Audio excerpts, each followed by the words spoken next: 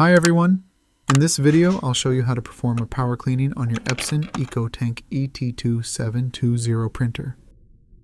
If your printer is giving you trouble, maybe the ink isn't coming out properly, you're getting blank pages, or the print head seems clogged, don't worry.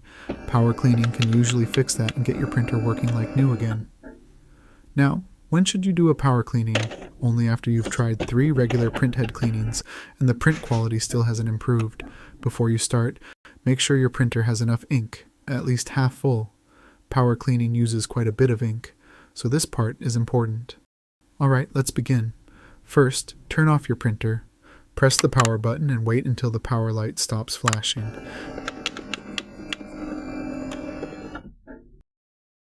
Next, press and hold the question mark button, and while holding it, press the power button too.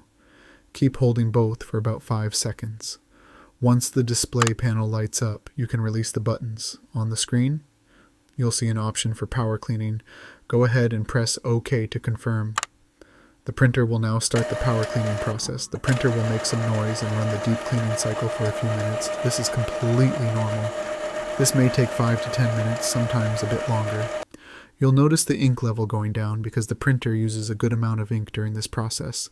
That's why you should only do this once, especially if your printer isn't printing anything at all. Remember, power cleaning should be your last option since it consumes a lot of ink and sends waste ink to the maintenance box. After the cleaning, even if the print quality still looks bad, don't panic. Wait for about 12 hours. Sometimes the clogs take a while to dissolve and the print quality will gradually improve. And that's it. That's how you do a power cleaning on your Epson EcoTank ET-2720. Thanks for watching, and have a great day.